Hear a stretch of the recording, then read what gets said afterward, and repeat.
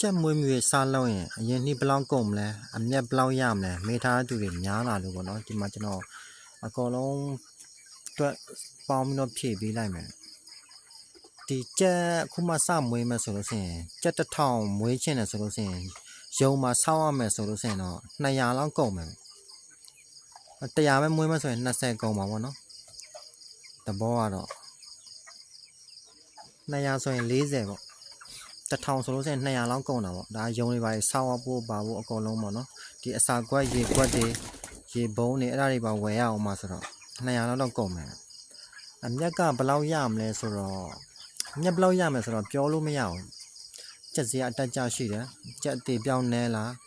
ချက်ဝိတ်တန်ကောင်းလားအဲ့ဒါတွေပေါ်မှာလဲမူတည်သေးတယ်ဘယ်လောက်မြက်မလဲဆိုတော့အတိအကျတော့မရှိဘူး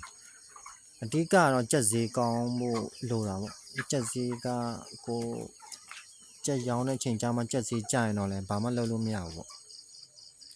ဒါပေမဲ့ကိုရောင်းတဲ့အချိန်ချက်စည်းကြရင်တော့ကိုဝိတ်တန်ကောင်းမှအသေးပြောင်းနေမယ်ဆိုရင်တော့လည်းအရင်လောက်တော့ပြန်ရတာပေါ့သူကမြက်မဲ့ဆိုရင်လည်းအမြက်များတာပေါ့တကယ်ဈေးလည်းကောင်းမယ်ဝိတ်လည်းကောင်းမယ်တေပြောင်းလည်းနေမယ်ဆိုရင်တော့မြက်ပါတယ်အဲ့ဒါကြောင့်မလို့ဘယ်လောက်မြတ်မလဲဆိုတော့အတိအကျတော့ပြောလို့မရဘူးဥပမာ200ရင်းဘယ်လောက်ရမလဲဆိုတာတော့ပြောလို့မရဘူးဗျရှုံးချင်လည်းရှုံးမယ်မြတ်ချင်လည်းမြတ်မယ်စီးပွားရေးဆိုတာတော့လေ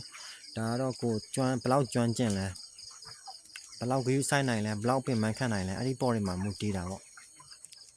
ချက်စည်းကွာရောဘယ်လိုရှိလဲအဲ့ဒါမျိုးတွေလည်းအများကြီးမူတည်တာပေါ့ဒီအခုလက်ရှိကာလကတော့ချက်စည်းကွာတော့မတည်ငြိမ်ဘူးပေါ့ဗျာတောက်လျှောက်ကျနေတာပေါ့အခုကျွန်တော်ဆိုရင်ချက်ကအခုကထုတ်ရက်ရောက်တော့မှာချက်စည်းကတောက်လျှောက်ကျနေတာဆိုတော့မတက်နိုင်ဘူးပေါ့နော်ကိုကတော့အကောင်းဆုံးတော့လောက်ထားတာပဲချက်တေပြောင်းနေအောင်ဝိတ်တကောင်းအောင်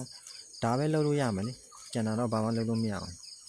အဲ့တော့ဘယ်လောက်မြတ်မလဲဆိုတော့ဥပမာကျွန်တော်က1000မွေးထားတဲ့200ရင်းဘယ်လောက်မြတ်မလဲဆိုတော့ကျွန်တော်လည်းမသိဘူးအဲ့လိုမျိုးပေါ့ဆိုတော့အတိအကျပြောလို့မရဘူး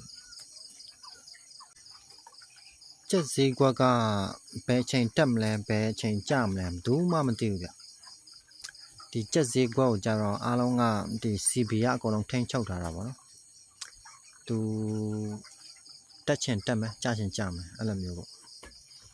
ဆိုတော့ဒီချက်စည်းတက်မလားကျမလားတော့ဘယ်သူမှကြိုမသိတဲ့ကိစ္စကြိုတင်ခန့်မှန်းလို့လည်းမရဘူးဒါပေမဲ့ပွင့်လင်းရသည်ရောက်ရင်တော့လည်းတက်နိုင်တယ်လို့တော့ဒီပွဲတော်တွေပါရှိရင်တော့လည်းတက်နိုင်တယ်ပေါ့ဒီလိုပဲခန့်မှန်းရတာပဲဒါကလည်းတက်ချင်မှတက်ပါမယ်